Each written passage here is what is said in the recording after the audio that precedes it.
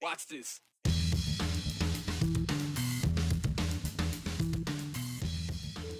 It's Wednesday, Thanksgiving Eve, here on the 208. Ahead, we've got a lot to dive into. First, we'll start with this. We'd love to answer your questions here on the 208. So today, we're digging into land grants because Greg wanted to know, what are they and why is the University of Idaho one of them? You normally get a soda or chips out of a vending machine, but now instead of choosing a snack, you can choose an organization to donate to, all with the push of a button in the new Giving Station vending machine that'll be at Jumpin' Boise. A simple hug is what one woman is thankful for at the Overland Court Senior Living Facility, where we went this week and asked just that question, what are you thankful for? And we got some remarkable responses. 208 starts right now. You've heard all the labels on higher education, 4-year, 2-year, community, technical, university, college, a lot of terms, but there's overlap. Some stand alone, some don't. But that includes the term land grant, and you might have heard us use it here on the 208 talking about the University of Idaho. And we know that some of you, or at least one of you, was looking for a little clarification about land grants and land grant schools. So we got this message from Greg in Boise, and he asks us, what makes a school an Idaho land grant recipient? Why University of Idaho and not Boise State? And what better way to answer that question than to bring in the land grant graduate himself, Andrew Bartline from the Murrow College at Washington State. Andrew, I know you dug into this. It's really not an award. It more has to do with the school's history and how it was created. That's exactly what it is. I mean, it's exactly as it sounds as well, Joe. So a land grant school is the federal government offering a grant to a school or a state in the form of land. And apologies to Boise State, but they just missed that mark by a couple decades too late. The land grant program dates all the way back to Congress during the Civil War, and it's only made possible by this piece of paper here. It's called the Morrill Act, named after this guy, Congressman Justin Morrill. His namesake is seen all over land grant schools, including these aforementioned examples from the Palouse. Congressman Morrill proposed his bill in 1857, but then President James Buchanan stamped it with a veto. But by 1862, President Abraham Lincoln picked up the pieces to ink his signature to make it law. It established a federally assisted higher education system. For every senator and congressman, the federal government provided each state with 30,000 acres. It was an early win for Idaho's congressional delegation, still fighting the feds over who owns what. As you know, the federal government owns 2 out of every 3 acres in Idaho, 67%. Now, a chunk of that land is earmarked for education. States could expand a current college or create a new one. By 1889, the Idaho Territorial Legislature agreed to establish the creation of Idaho's own land-grant university, based in the town of Moscow, blooming into the U of I we know today. So if you see a public college focused heavily on engineering, agriculture, research, they are likely a land grant school, Joe. So now you know, it's how they were created often, but again, sometimes it's a school that's expanded with a land grant. So I'm curious though, why Moscow? Is that just a random spot they picked? That's a really good question, Joe. So to get into that, I don't know if you remember this, but the territorial capital used to be in Lewiston after they moved down to Boise. That was in about 1865. So the territorial legislature wanted to place a land grant school at the time in Idaho Falls, but the Idaho governor at the time, he vetoed it. So at the same time, Joe, U.S. Congress, they actually voted to, I guess sever would be the right term. Cut the state in half. Take the panhandle, and they would merge that with Washington. Well, Idaho's governor did not like that either, so he went to the president at the time, Grover Cleveland, and said, don't do that. So how do you mend the relationship? And he did veto it. So the North and South were kind of split in Idaho. They give him a college. That's how Moscow got it. Really? They mended the relationship between the North and the South because they were going to split and move to Washington. So they put the U of I there with a land grant. Very interesting. Okay, so that's the full knowledge. I know you grew up kind of in the area. Did you know about that until today? No, I didn't. I didn't know that U of I and Washington State were land grants. There's about one in every state, but I didn't know that piece of it, so that was a fun thing to learn. Okay, so you send the questions, Andrew will hop on them. Thank you so much for the question, Greg. There's your answer. All right, 24 hours from now, I have a feeling that a lot of you will be stuffed with food relaxing on the couch, or maybe you're on your way there. But some will be getting ready to wake up early and rush out for the deals for Black Friday. Yes, special days ahead. Small Business Saturday, Cyber Monday, but all this leads to my personal favorite, Giving Tuesday. And it's a national day spotlighted around the state of Idaho as well for community giving, donating to causes that help our community going. It's a real season of giving, and the Idaho Community Foundation, they're gearing up for Giving Tuesday, a day that they will also unveil a new interactive device. As much as Boise, Idaho has changed over the past decade, a lot has stayed the same. And in this season of thanks and giving, there is a reminder that community care is a central theme, even if the community is growing. It's humbling. It really is. You know, the generosity in this state. Steve Burns has a front seat to it all. He's president and CEO of the Idaho Community Foundation, a nonprofit public foundation that serves communities through grants and fundraising across the entire state. We help people take care of their communities, but we do that through philanthropy. So people will set up charitable funds with us to help take care of the organizations and the causes that they're concerned about, to help take care of their hometown. And since 1988, when we started, we just celebrated our 35th anniversary, we have now granted out more than $175 million across the entire state, across all 44 counties in Idaho. For the first time on Giving Tuesday next week, you can make a big difference on a familiar machine with a twist. We will unveil what we're calling the Idaho Community Foundation Giving Station. Instead of having chips and cookies and candy bars in there, there are donation cards that were from 24 different nonprofits across the Treasure Valley. And people can come up to the machine, they can buy one of those donation cards, and they're making a donation to that nonprofit. Here in the Jump lobby, the new machine will take up residency. Just imagine it right there. It's just a new way for people to be involved in helping to take care of their community. To me, the perfect situation is that you've got a family or a group of friends who are standing there and they're looking at all of those nonprofits and they're having a conversation about which of these organizations is important to us, which is the causes that we're concerned about as an individual or as a family. And for that kind of conversation to be taking place, how do we continue to take care of this place that takes care of us? That's exactly what we're hoping happens with this giving station. So what happens if the donation cards are all bought out, like the popular candy bars at my office? Oh yeah, we're hoping we have to restock it a lot, yes. So, if I'm down here every day restocking it, I'll have a big smile on my face. Something that we've never done before. We wanted to try it. This is going to be an experiment. We're going to see how it goes. We'd love to see if it is successful. We'd love to see if we can get a series of them and bring them to every single county in the state. So we're hoping that this little experiment here at Jump, and how cool that it's at Jump. What a fantastic place, what great partners they are. Last year we granted about $12.3 million. We give out almost 2,000 individual grants a year. And so when someone comes down, they look at all those organizations in there, they can rest assured that those organizations have been vetted by us and that they're great organizations who do wonderful work. And so, when you do make that donation, you know that donation is going to be used wisely. Okay, so I know you may be wondering, what do you physically get from the machine? So you actually get, as we kind of showed you, a nice card and a pamphlet about the organization you're supporting, and you'll be able to see through the glass exactly what you're selecting. It won't be random, but a lot of money that they're hoping to raise there, and they'll have $10, $15, and $20 donations available for purchase in the machine that will be set up on Tuesday at Jump, so we will circle back then for you. Interested to see how it does. Also a reminder, here in the season of thanks and giving, you can also begin to donate to 7 Cares Idaho Shares online right now.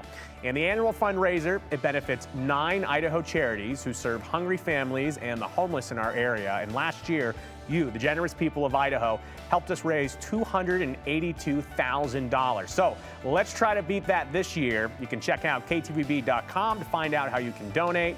The day of this year's event will be on Saturday, December 9th. Hope to see you then.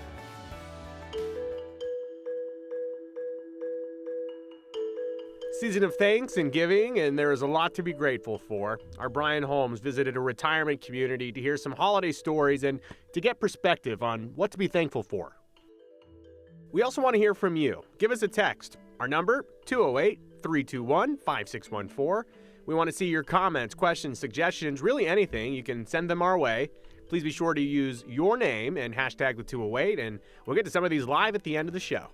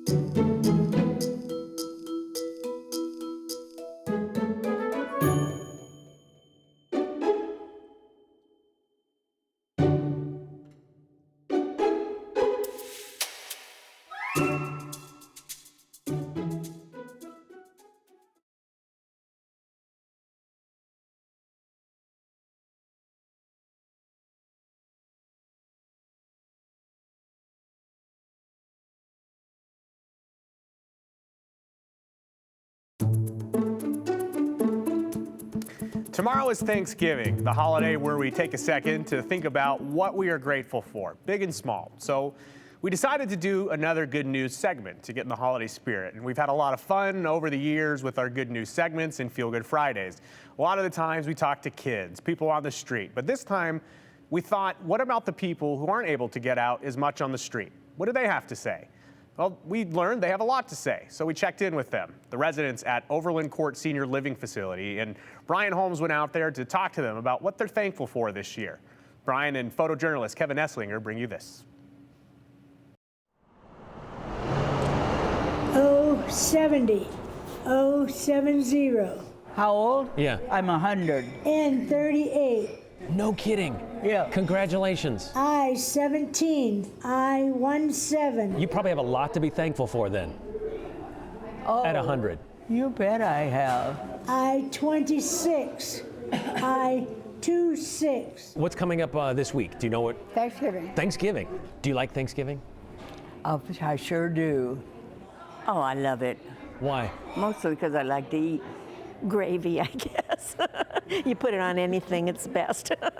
Turkey sandwiches and cranberries. I don't know, I just like food. I don't like turkey. I don't like killing. Okay. I don't want to kill a turkey. So you don't eat turkey? Well, if I can help it, I usually order something else. Okay. You know, like shrimp or something like that. We always had chicken. We didn't have turkey because we didn't raise turkey. We raised chicken. What's your favorite part of Thanksgiving dinner? The turkey and the conversation. You know. My brother's birthdays were always around Thanksgiving Day. He wanted pumpkin pie, no cake. No cake. No cake, just pumpkin pie. Like, what's Thanksgiving mean to you? Thanks for everything I have. My kids. My daughter. I have a wonderful daughter. I've adopted 2 girls. And my folks. But they're gone. What do you remember about them this time of year? For Thanksgiving, my mom always used to cook these big, wonderful meals. I have one little 3-year-old great granddaughter that will be here that is coming to help Grandma set the table. That's something to be thankful for. Yeah. Do you like Thanksgiving? I love Thanksgiving.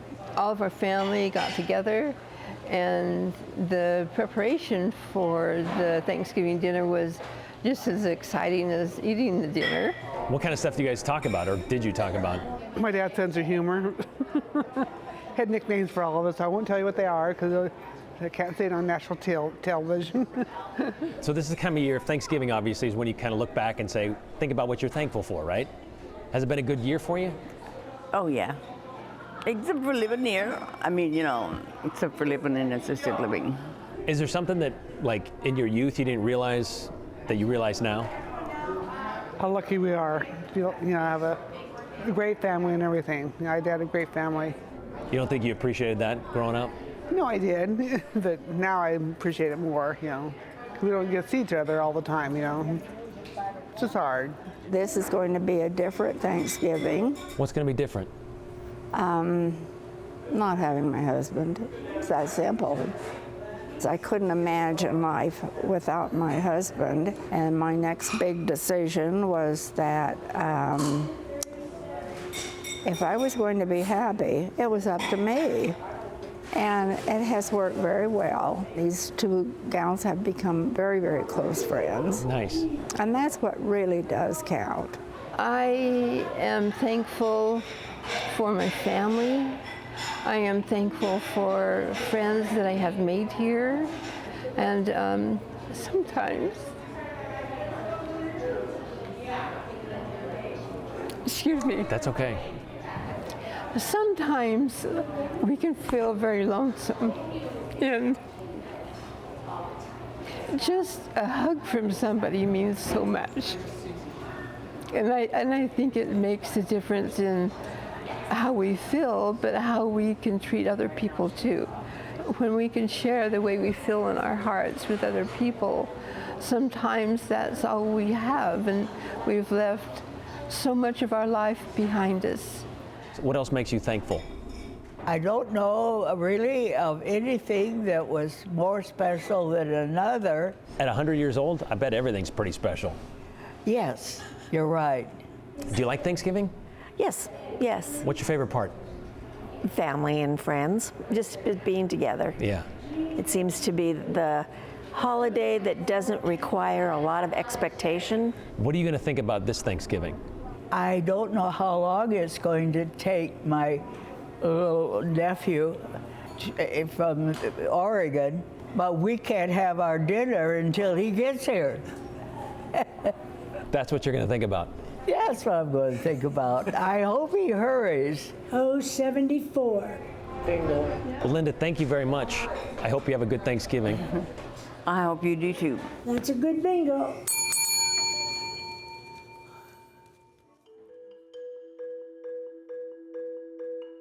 Thanksgiving has a lot of different looks. You got the football portion, the friends and family portion, and this, yes, of course, food, major part. But in there, too, are some unique family traditions for the holiday. You sent them our way, so we are going to share some of the most exciting ones. Also looking for your comments, Thanksgiving related or something else. Questions, suggestions, all of that welcome too. You can text us at 208-321-5614. Please include hashtag the 208 so we know it's for us, and include your name. We love to give credit. All right, we'll be giving credit live at the end of the show.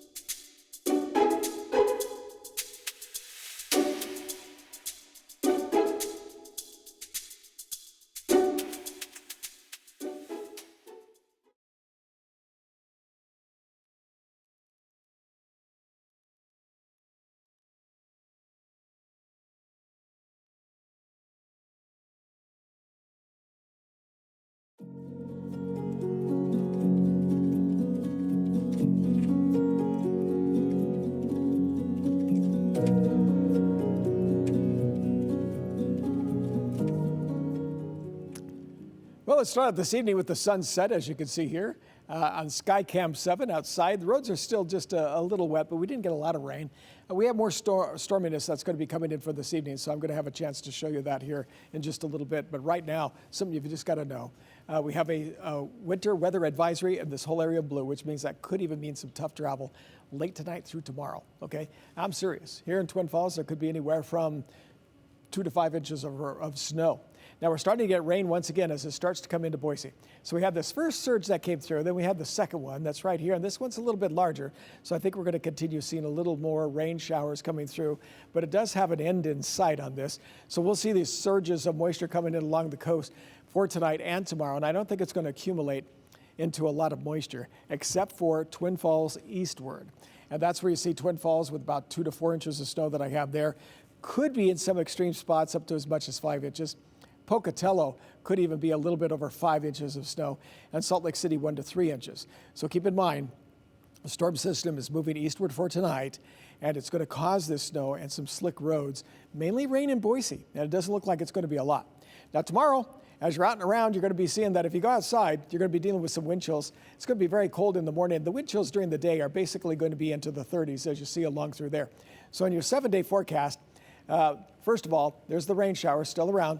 And then you can see some of the gusty winds on Friday, which means even some wind chills that day could be the lower 30s. Prepare yourself for some cold conditions coming our way. As you look at Saturday and Sunday, lows in the 20s, highs into the 30s, 40 degrees. Looks like it's going to maintain itself to be one of our days that will be more on the milder side, even though some of the temperatures could be dropping down into the 30s. But you know what? Still a bunch of wonderful sunshine that we can enjoy.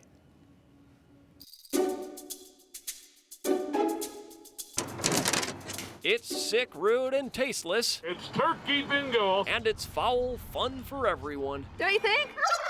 What a way to start the holiday season off right. Oh, it was a long time ago in the 90s. They were talking about turkey bingo, which we showed you during our John Miller redial on yesterday's episode, and it involved a turkey going to the bathroom on a picture of someone's ex-lover. We know that's very weird. So we asked you, though, what are your weird Thanksgiving traditions out there? And not all of them were weird, but you guys were sharing some great Thanksgiving traditions. So here's a few that stuck out. Marilyn wrote to us saying that we like to take turns throwing down the leftover pumpkins to smash them to smithereens. It's a way to release any tension we might have. It brings many laughs. That's a perfect thing to do at a family gathering. This person says our church actually used to play cow chip bingo every summer as a fundraiser, so that's not the kind of pie that you'd want for Thanksgiving, though. That's a good point. Mary said we celebrate with the 2 F's, food and football. Mary, I think you and a lot of Americans will be on the same page tomorrow. It sounds like you guys have a lot of fun Thanksgivings, though. If you have any other thoughts or any fun things to share, send it our way, as always, 208-321-5614. We're going to take a real quick break, but we will get to some of those in a minute. But I did want to tell you something real quickly. Maybe you are not getting together with the family this year, or you don't like to cook, or maybe you don't like what your family cooked, or maybe you just need a meal. Anyways, there are some area restaurants that are going to be opened on Thanksgiving, so we thought we'd share these with people, especially people that may not have a Thanksgiving dinner to go to. So here's a list of places you can eat tomorrow. We'll also note that Barbacoa is having a Thanksgiving buffet from 11 to 10 p.m., so you can call for reservations. Tucano's Brazilian Grill is serving up some turkey, and so is Kona Grill. They got dine-in or takeout options. There's also Jakers. They have a turkey and ham dinner from 11 to 4, and the Cottonwood Grill is also baking up some special meals, so there you go. So if you're looking for somewhere to go, there are some places that are open this year. I know during COVID, Thanksgiving was a challenging day if you had nowhere to go. All right, we will go to a break, then we'll wrap up after this.